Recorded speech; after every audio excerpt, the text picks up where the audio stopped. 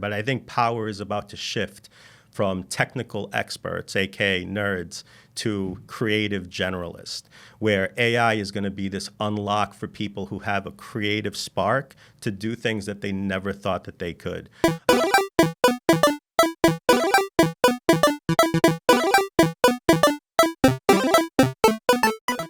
I'm your host, Chris Parisi, and this is the AI Wave. Thank you so much for listening. This is the only podcast that combines the world of AI with the belief that Rhode Island can become the leader of the AI revolution. And today, we're welcoming a brilliant, awesome individual in the financial industry, Cumplido, also known as Junior. Al does a million things: CFA Society of Providence, Millennial Rhode Island, the Pension Board, and also, a full-time job advising others. So it's a great interview talking about what is the impact of AI in the financial industry, financial planning, what's the problems, the opportunities, and how can we take advantage to become the leader in the AI revolution. So if you're interested in the financial industry, how AI is going to impact it, this is the episode for you. So stay tuned and get ready.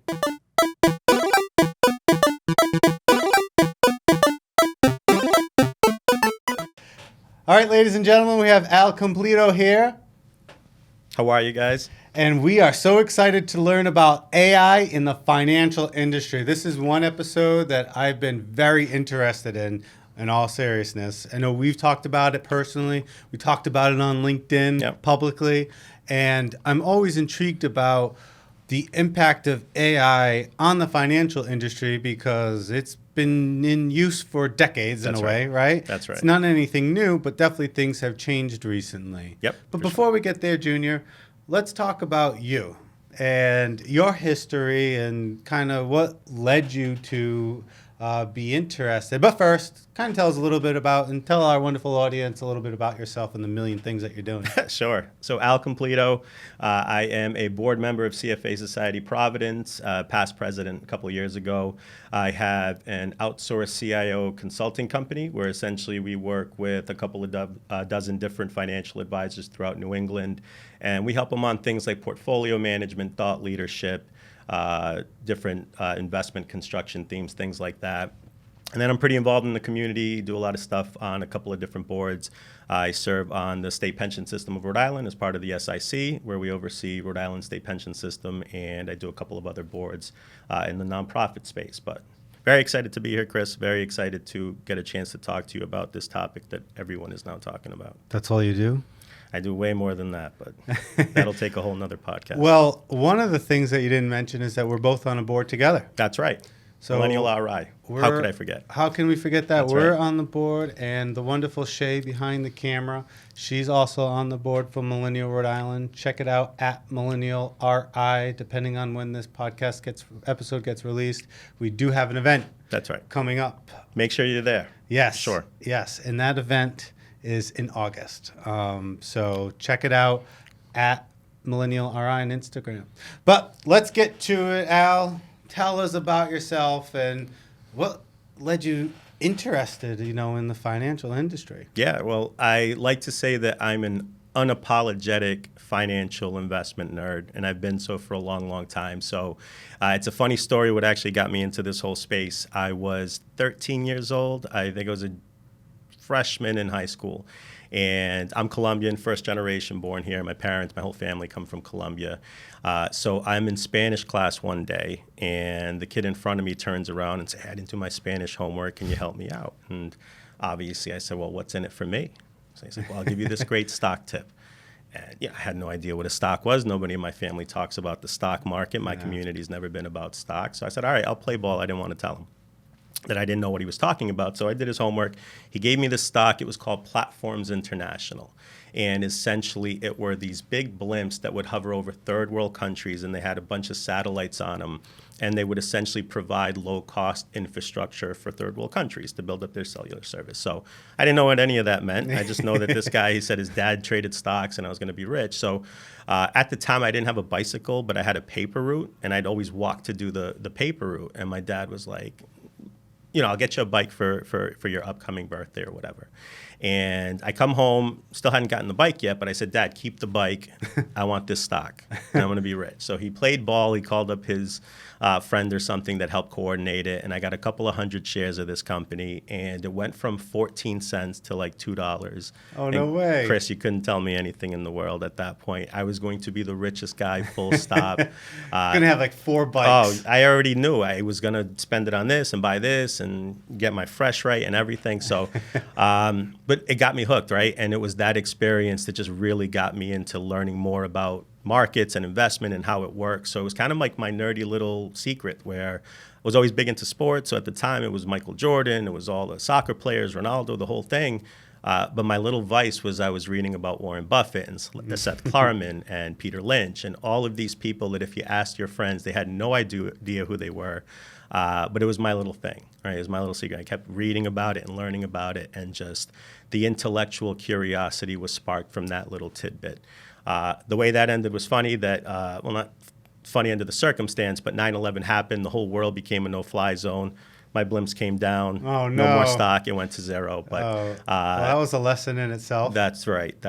But the positive from that was done, and it sparked the curiosity that has taken me to this point. I love that story. And what I also love about it is your father not being super practical about it, you Right. know, instead of being, you should probably get a bike Yep. for the paper route to make the money that you know you're going to make. That's right.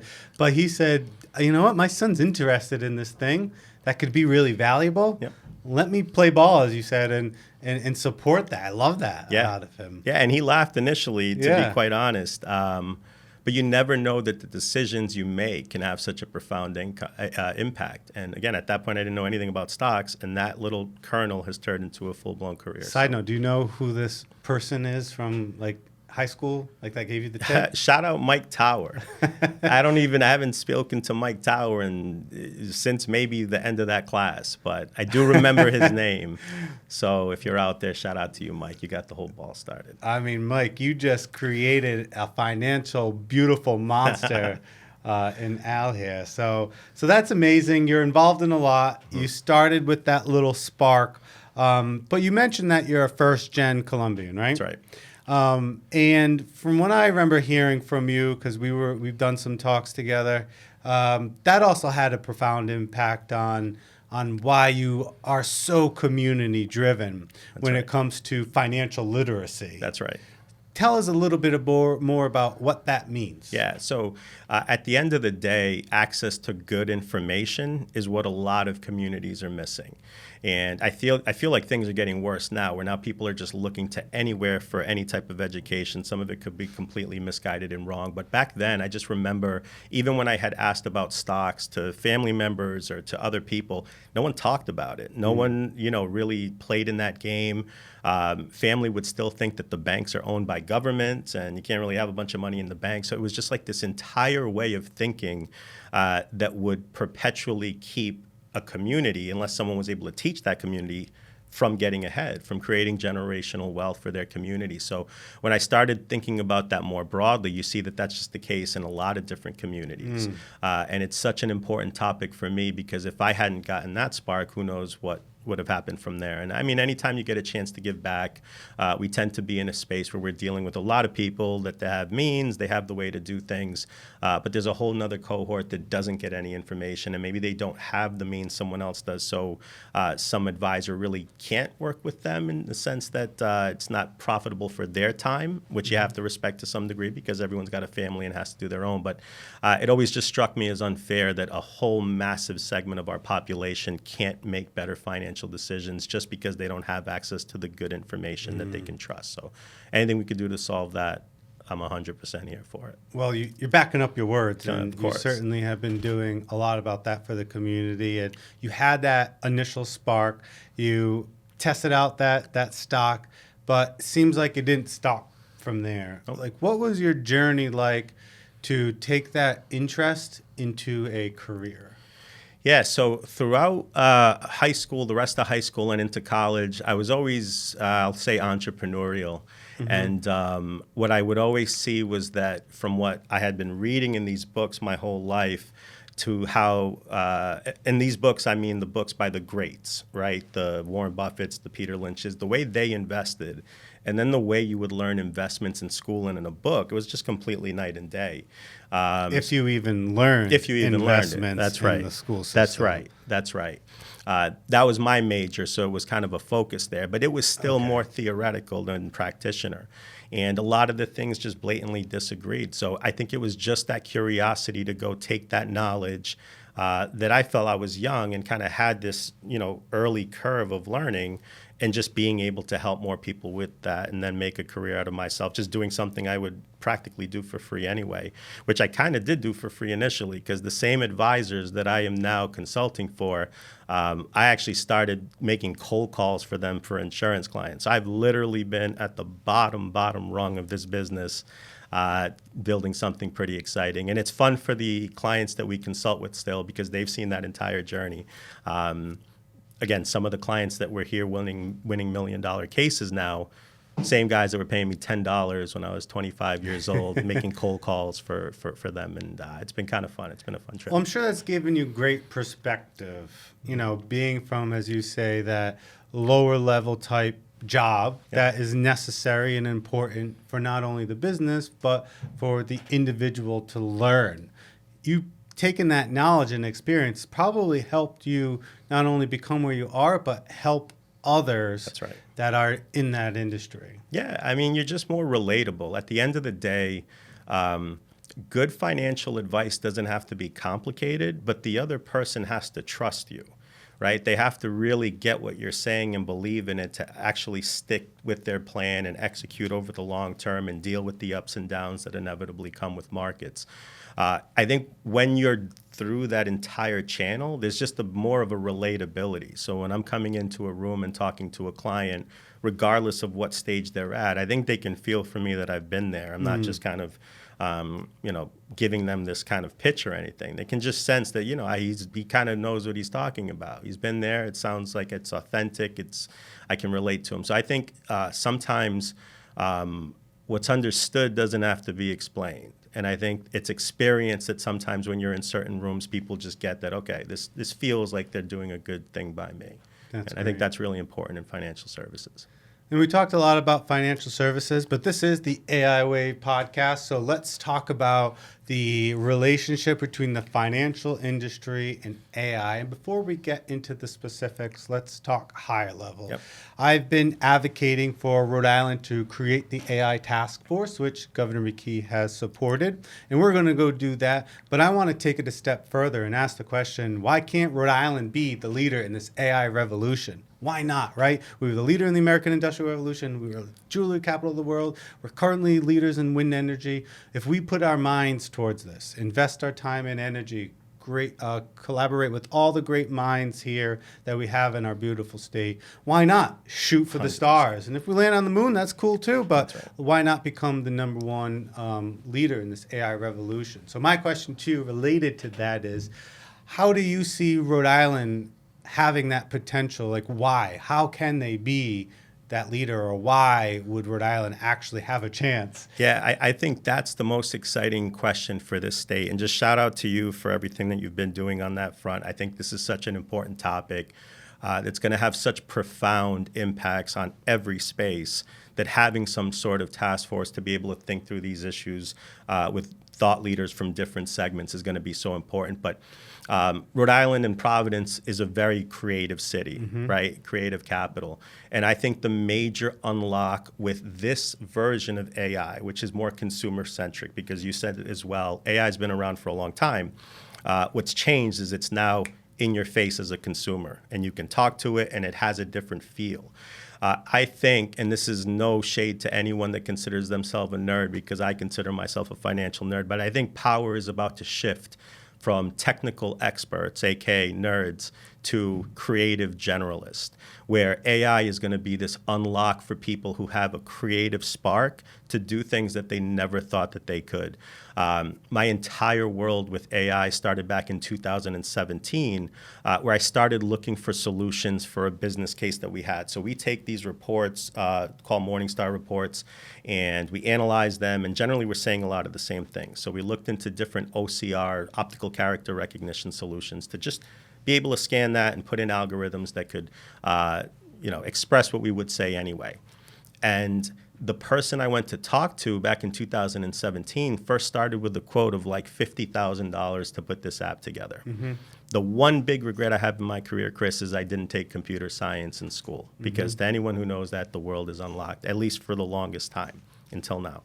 So to bring the story for full circle, I didn't respond to him, not because I wasn't interested, I just got busy. Long story short, within 2 weeks, his quote was down to $5,000 that he'd do it for. And I said, something's wrong here. Like, the power is completely in the technician's hand, because I have no idea how to benchmark it. I don't know if they're good. I don't know if there's bad. I'm not sure what I'm going to get back for it. But I probably would have paid somewhere in between if I had just responded, and I just didn't.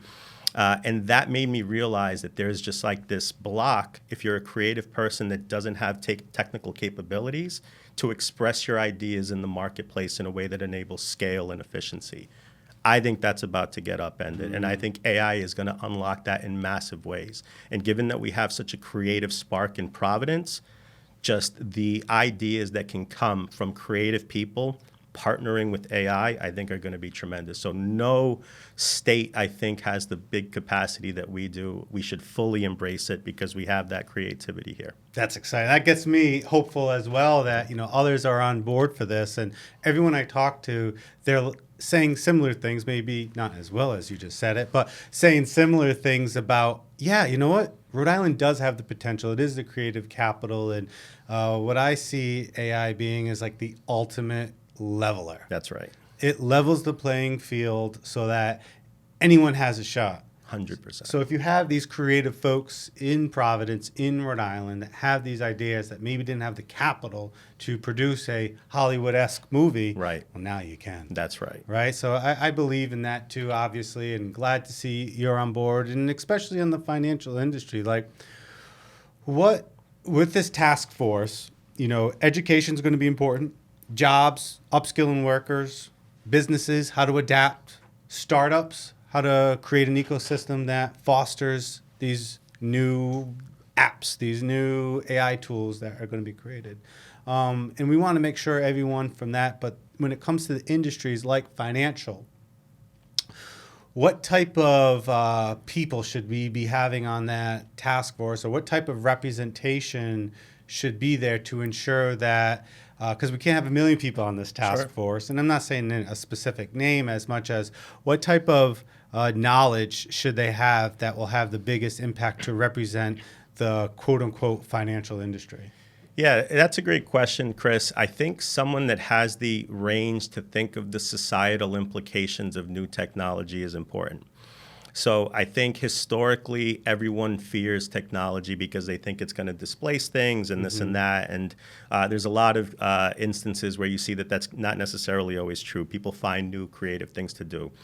But what tends to happen with major technological shifts is you have furthering inequality in wealth, right? Where more gains start accruing to smaller and smaller groups of people that are able to leverage things on the most scalable ways.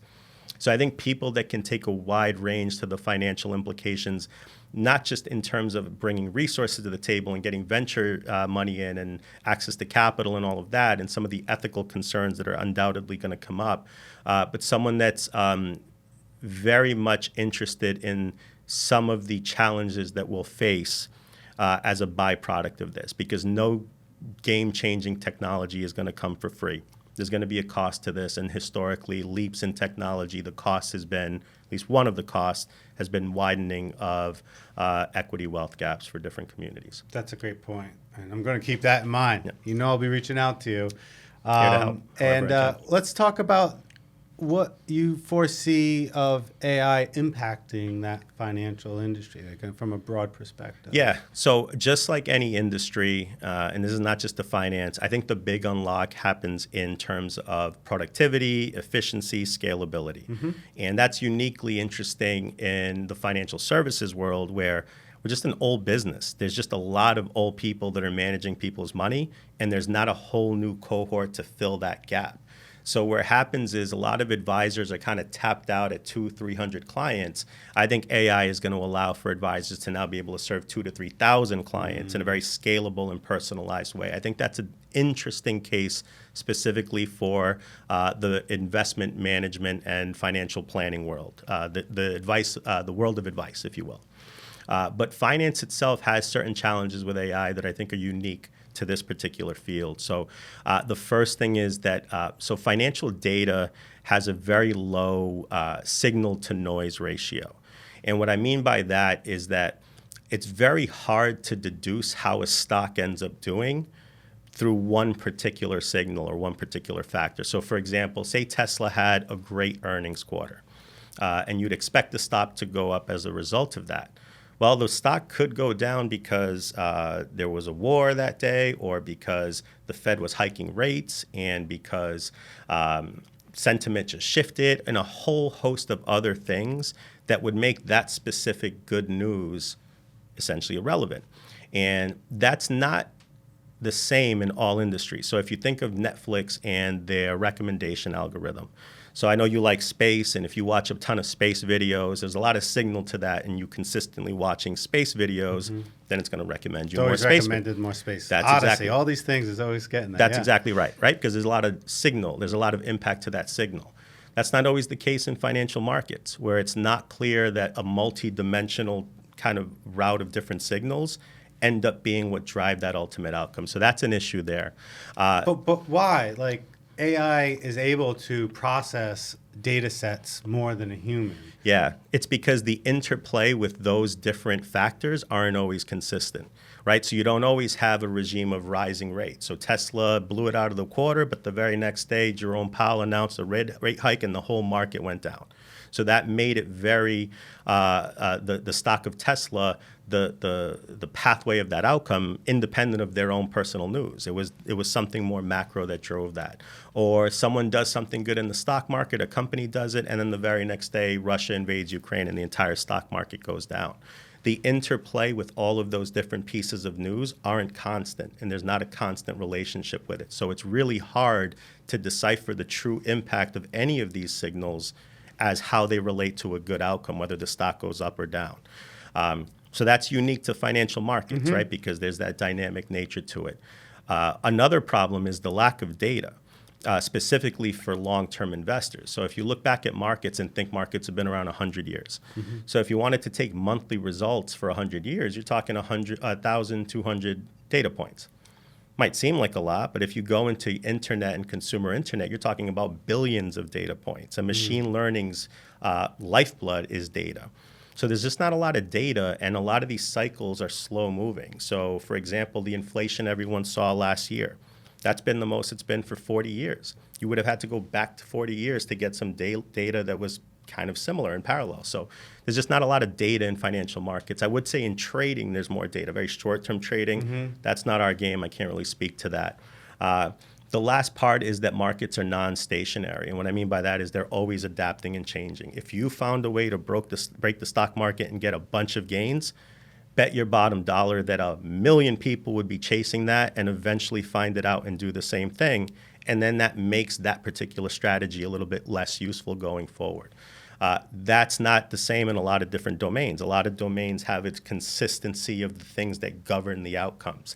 Financial markets are constantly evolving. So those are some unique challenges, and I am convinced those will get sorted out at some point, and people might figure those out. But I think right now those are some challenges. But again, I think that is trumped by all of the other benefits of AI, the fact that you're just going to be able to do a lot more with less. You're going to be able to do things more efficiently.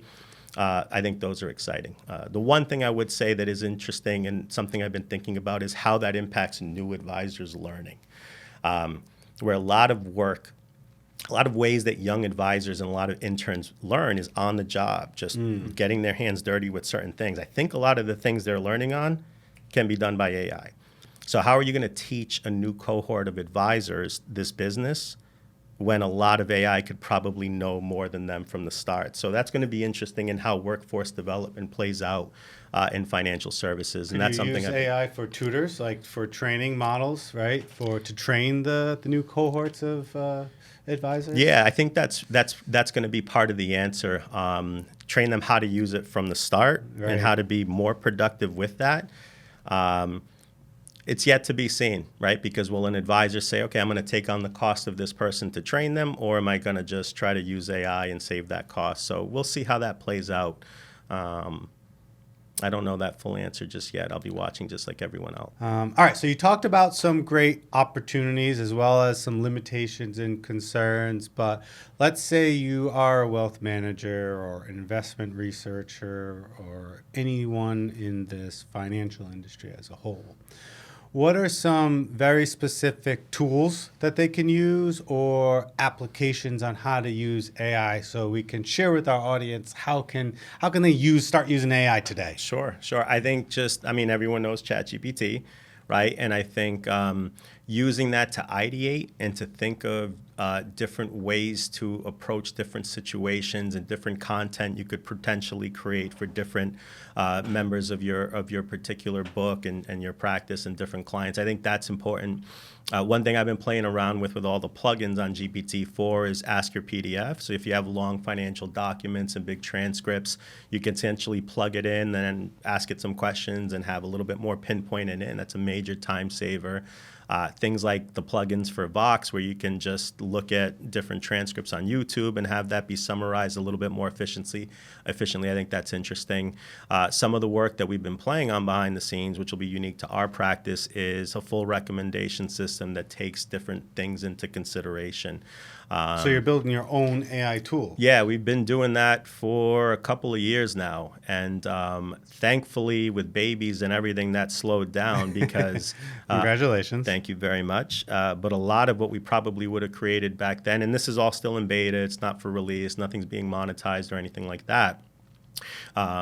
But a lot of things have changed very quickly. And so thankfully that we had capacity to be adaptable and didn't go full force on one particular thing. But now it feels like it's time to go. Interesting story. I had watched this podcast that they talked about Y Combinator last year. And when ChatGPT 3 came out, you had 50% of that particular cohort doing things in AI. And then plugins came in GPT-4, and 50% of those that were doing AI are now completely obsolete from a business model perspective, because the things that they were going to focus on, a plugin is now going to do it for them. So I think it's pretty important to make sure that before you spend a ton of money, you have a real unique purpose for that in your particular business, because a lot of these things are available off the shelf. And as most people who are involved know, that specifically training these models for your business can be really expensive. But yeah, we've been building it for a couple of years. I think I had mentioned some stuff that we did in more broadly for the state. We pivoted to that, specifically the CFA Society, and Sam, who is graduated from Brown with his PhD in machine learning applications for education. So shout out to you, Sam. Dude's incredible. And since about 2018, I've just been picking his brain to learn more about this space and just kind of soaking in game. And now we've been kind of working on a couple of cool things. So stay tuned, nothing to announce just yet on a couple of different fronts, but certainly we are ready to bring some innovation in the next short order to market. Stay tuned, Rhode Island. How would they find out to follow you? Is it be on your LinkedIn the best thing, or a website? Yeah, it's a good question, because the thing with us is a lot of the tools we're thinking about creating are to serve the customers that we have, which is primarily other financial advisors. Okay.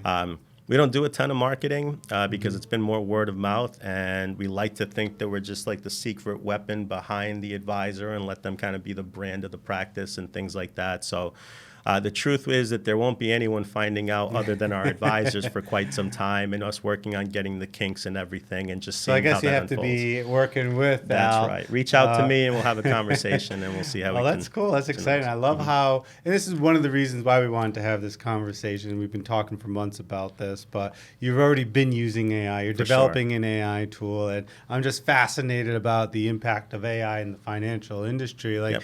like, can we be feeding your client data? And by data, I guess it'd be public data, right? And is there a way to kind of have your own AI model where you're fine tuning it with client-specific data that can then kind of operate as a financial analyst? Yeah, so I'll give you a little hint on what we're doing here. One of the implications that we're doing, right? Because you're right, there's a lot of financial data out there specific to a client.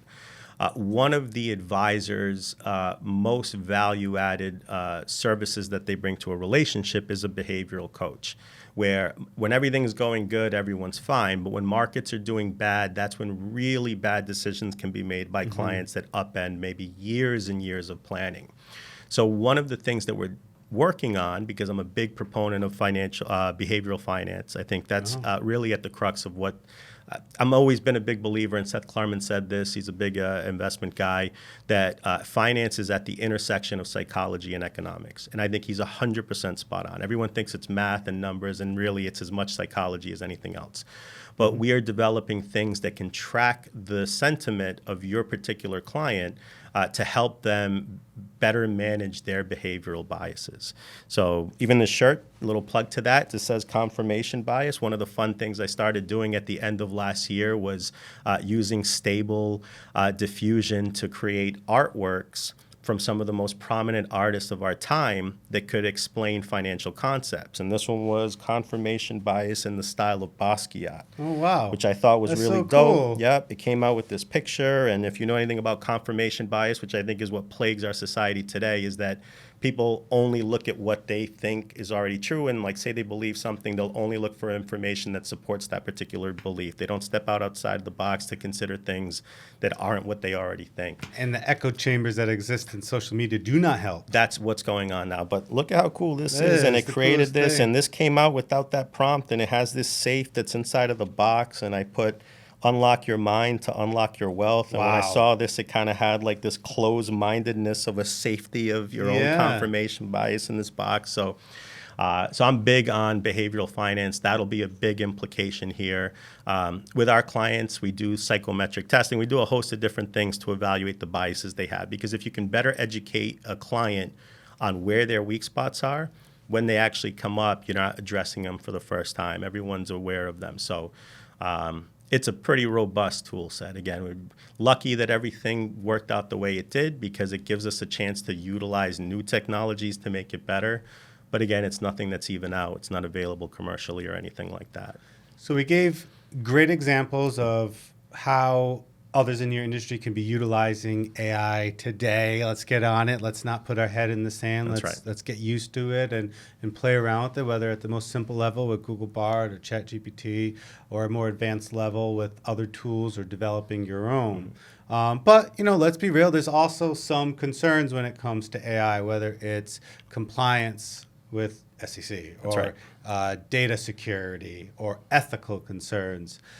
For you being in this industry, what do you foresee or exist today some of those concerns?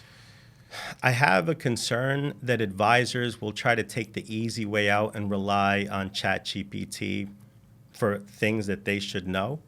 And the issue is that we work in an industry where facts matter and the truth matters. And this was part of the post that we had talked about, you referenced earlier, is that one thing that these models do, these interfaces do, ChatGPT, Bard, they'll give you information and they'll say it very convincingly, and it could be totally wrong or out of context. But if you just are relying on it, you can make big mistakes there. You heard cases in law that people have gotten in big trouble by relying on some of the outputs here in terms of actual practical cases. And I think one attorney was disbarred or something like that for it. So there's real life implications to the advice that you give other people.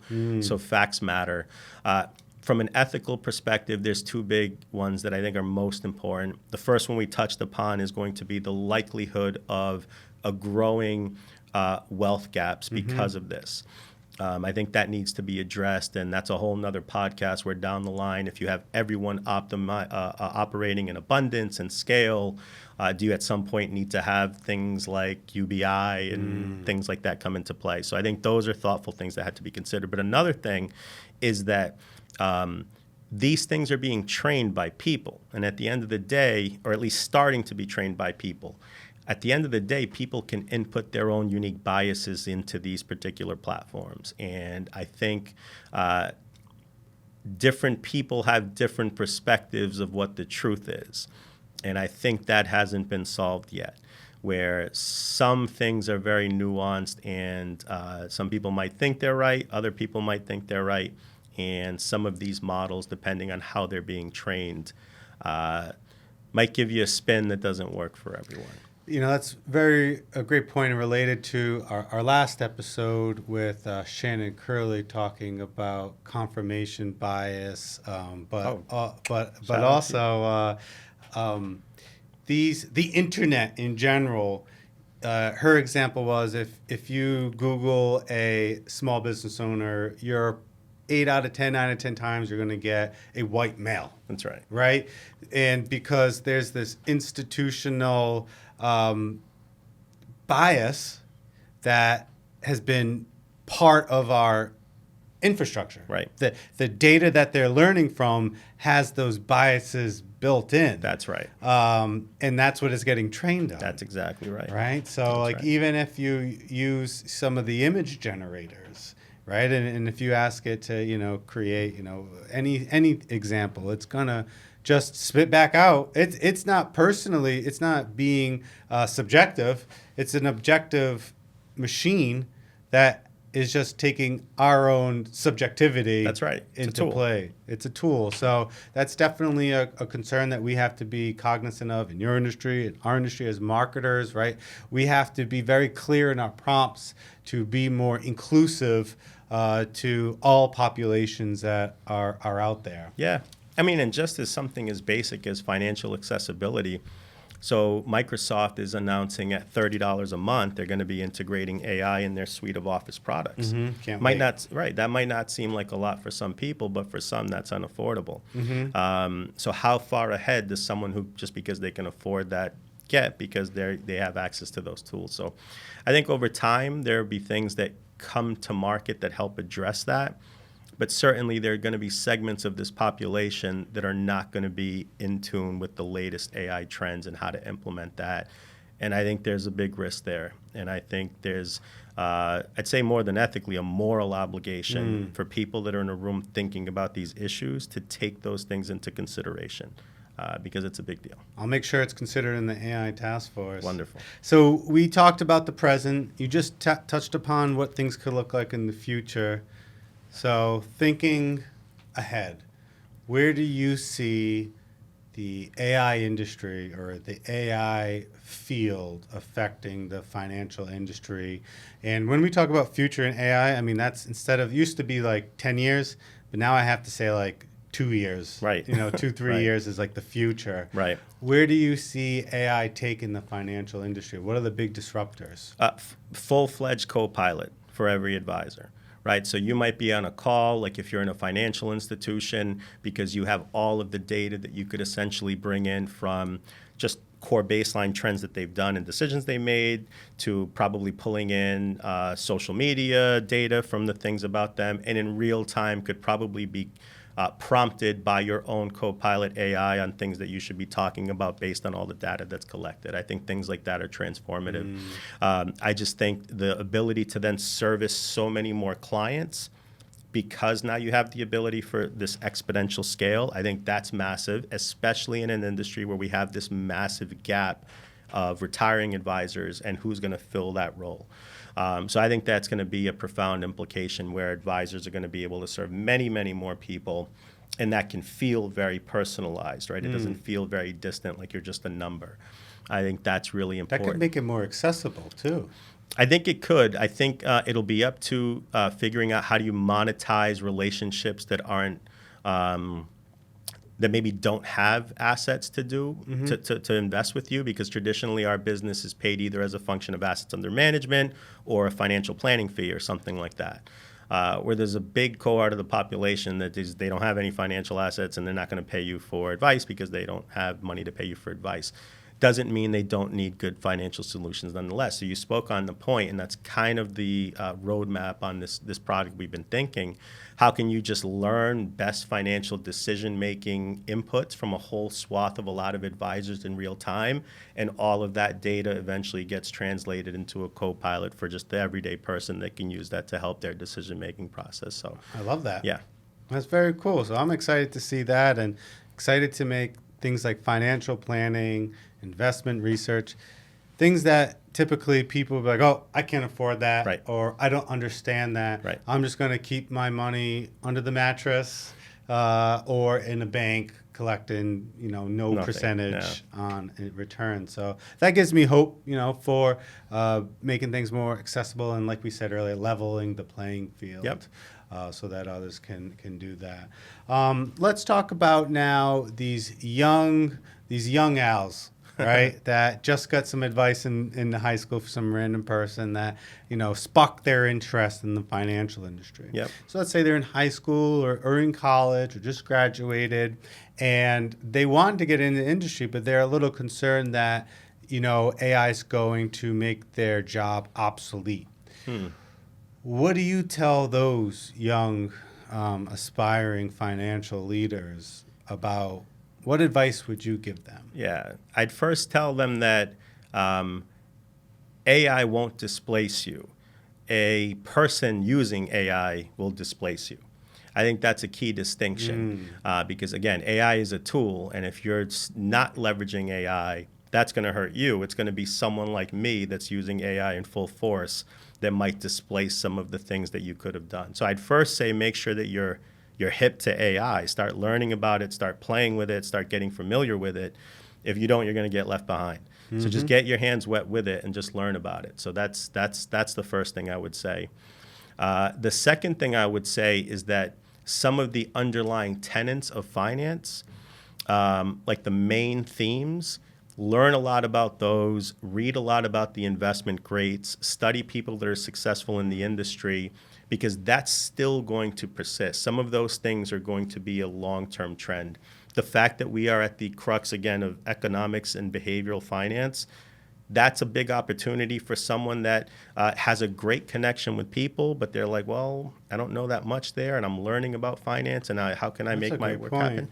That allows you to bring different people along with different skill sets to be able to execute financial advice. So, because the human element is going to be more important than ever 100% in the financial industry. That's where right. 80s, 90s, 2000, you had the Bloomberg, you had data become accessible, and Right. it was all about data, Right. and machines, but now that it's all becoming again level playing field, what would make a financial planner and advisor more valuable? It's having that not only one-to-one human connection that I'm understanding, but also that behavioral science. That's right. Behind why industries operate a certain way, and all of that behind the psychology of economics. That's right.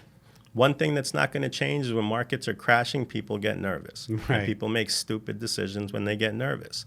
Therein lies an opportunity to add tremendous value because we live in a world where everyone's a genius when things are going up, when the stock market goes up. But Warren Buffett has this great quote that when the tide goes out, you see who's swimming naked, right? It's when things get bad that now you see what's going on. And that's never going to change. Markets are cyclical, markets have ups, markets have downs, and people are inherently emotional about money. So I'd say really make yourself a generalist, learn how to interact with people, learn how to be a people person, and learn how to position yourself in a way that promotes trust with people. And then this will be a massive tailwind for you. It won't displace you. It will enable you in a very interesting way. That was awesome. That was great. Game for you.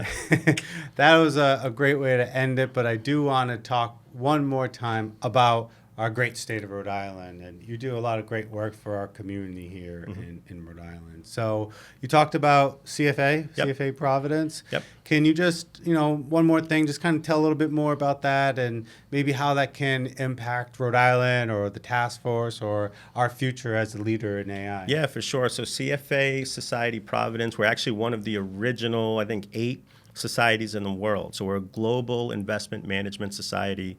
Many people at the highest level of finance here in the state and worldwide in CFA societies are part of our membership group. So we have a lot of access to the smartest minds in finance, not just here, but across the world.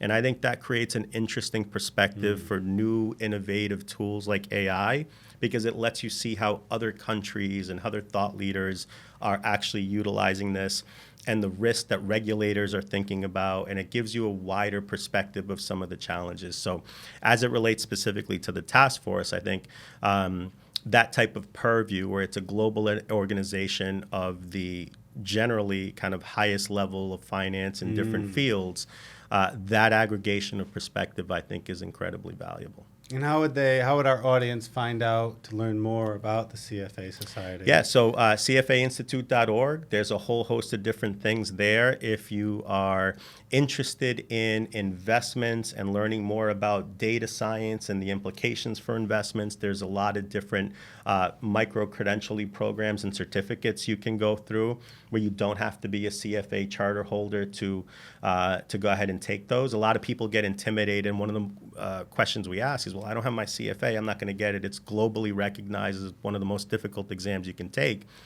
So it makes them think that they can't access it or they can't join us. But that's not the truth. If you're interested in investments, if you're interested in finance, we have student memberships. We have local memberships where you don't necessarily have to have your charter, but you can still come. You can still learn from really bright people.